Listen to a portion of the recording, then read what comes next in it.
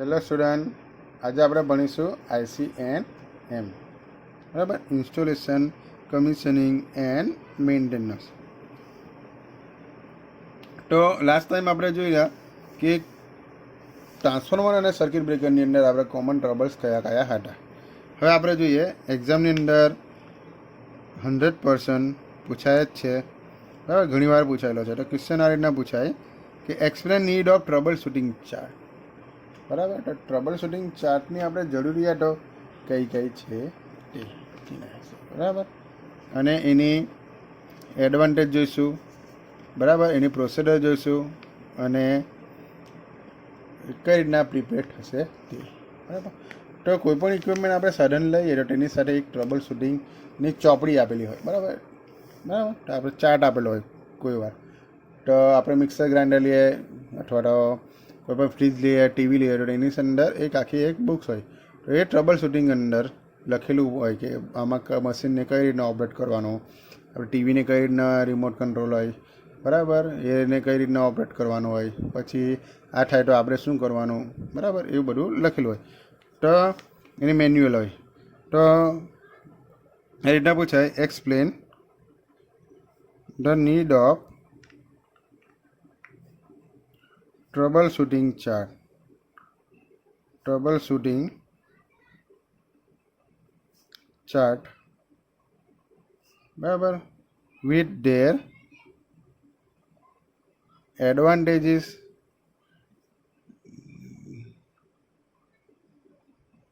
બરાબર, advantages and write the procedure, બરાબર, to prepare troubleshooting chart, બરાબર. ટ્રબલ શૂટિંગ ચાર્ટ માટેની જે પ્રોસિજર છે તેના વિશે પણ આપણે લખવાનું છે. તો આપણે જોઈએ તો આ રીતના પૂછાશે. તો ટ્રબલ શૂટિંગ ચાર્ટની રિક્વાયરમેન્ટ શું છે? તો આપણે પહેલાં ફર્સ્ટ જોઈએ તો need of trouble shooting chart, બરાબર. આપણે એના એડવાન્ટેજ વિશે જોઈશું. પછી આપણે જોઈશું એના પ્રોસિજર જોઈશું. એડવાન્ટેજ,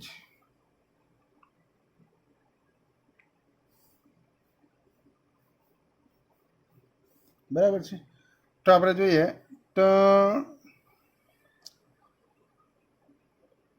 મશીન કે ઇક્વિપમેન્ટમાં સંભવિત ક્ષતિ અને તેનું કારણ તથા નિવારણ વર્ણન દ્વારા આપણે આપવામાં આવે, જેના કરતાં ચાર્ટના રૂપમાં આપવામાં આવે તે સહેલું છે, બરાબર.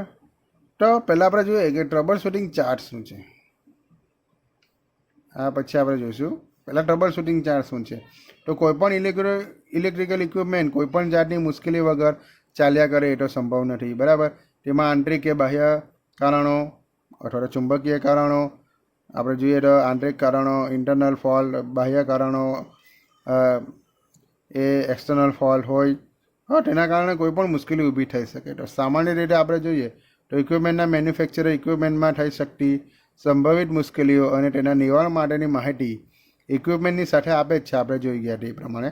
પરંતુ જો આ માહિતી નહીં હોય તો આપણે સાધનના ક્ષતિ નિવારણ માટે તેમાં થઈ શકતી સંભવિત મુશ્કેલીઓ તથા તેના કારણને ચાર્ટના આપણે રૂપમાં રજૂ કરવામાં આવે છે. તો તેને આપણે શું કહીએ? ટ્રબલ શૂટિંગ, બરાબર, ચાર્ટ. તો એનાથી આપણે ટ્રબલ શૂટિંગ સહેલાઈથી થઈ શકે.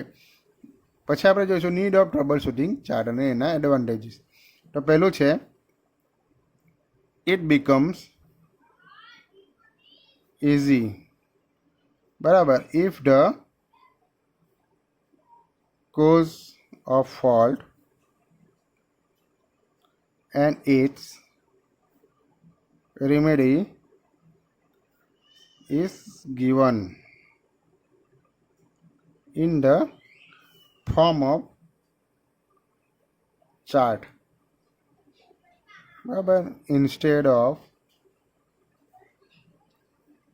description. તો આપણે જોઈએ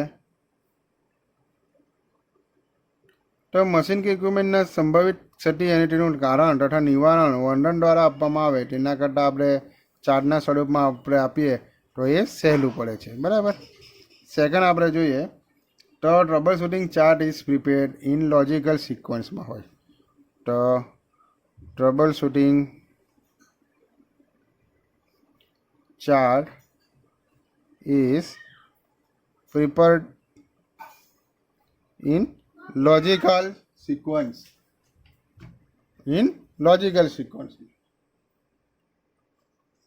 The troubleshooting chart is prepared in logical sequence.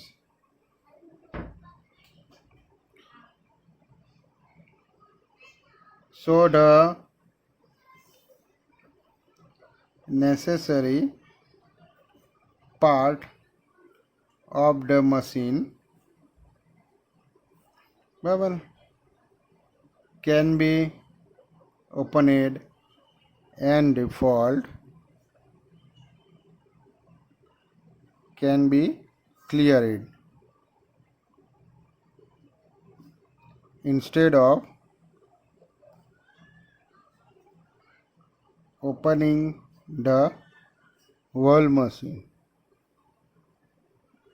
બરાબર. તો ટ્રબલ શૂટિંગ ચાર લોજિકલ સિક્વન્સમાં હોય, બરાબર. એટલે આખું મશીન ખોલ્યા વગર આપણે માત્ર મશીનના જરૂરી ભાગને જ ખોલીને એનું આપણે ક્ષતિ નિવારણ કરી શકાય. ત્રીજું છે there may be more than one reason હોઈ શકે, બરાબર, ફોર એ વન ફોલ્ટ. એક ફોલ્ટ માટે એક કરતાં વધારે કારણો હોઈ શકે. તો all these possibilities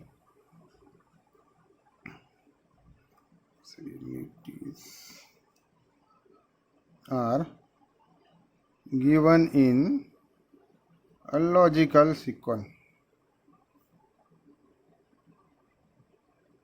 So no cause is left out, બરાબર, without testing, while if the testing is done without the use of chart, some tests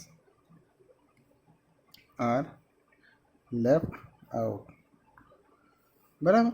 તો કોઈ પણ એક ક્ષતિના એક કરતાં વધારે કારણો હોઈ શકે, બરાબર. તો એના એક કારણ નહીં હોય, ઘણા બધા કારણો હોઈ શકે, બરાબર. તો એ બધી શક્યતાઓ છે. તો આ બધી શક્યતાઓ સિક્વન્સમાં દર્શાવેલી હોય. આથી જો કોઈ શક્યતા ચકાસ્યા વગર આપણે રહી શકતી નથી.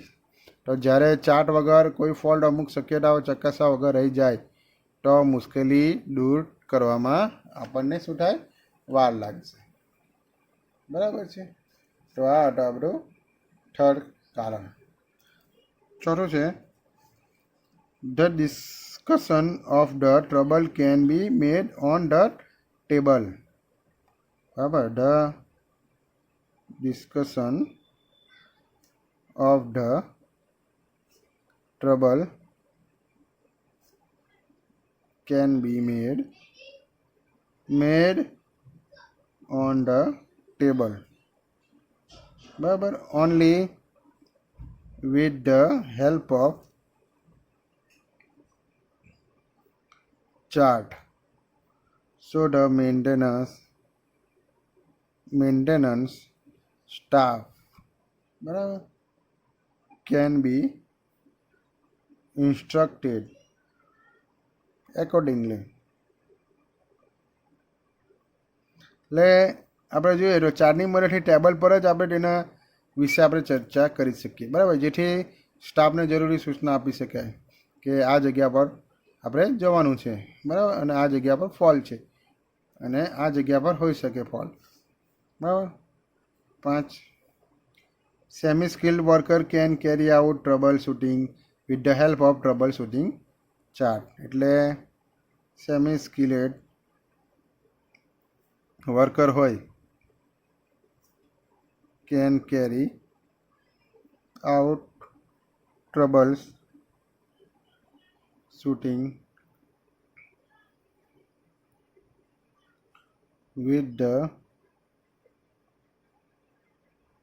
help of troubleshooting chart.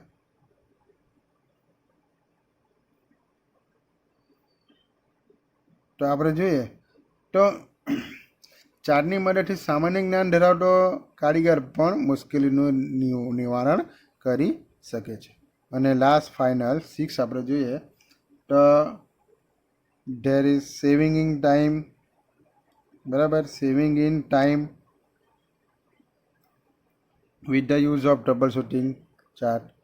બરાબર, તો ટ્રબલ શૂટિંગ ચાર્ટની મદદથી આપણે સમયનો પણ બચાવ કરી શકીએ.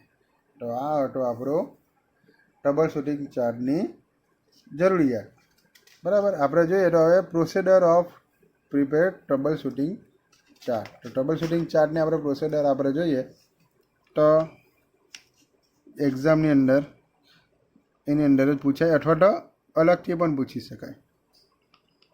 તો procedure of preparing trouble shooting chart.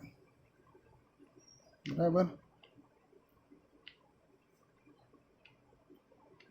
Chart. તો આપણે ભણીશું નેક્સ્ટ લેક્ચરની અંદર. Thank you.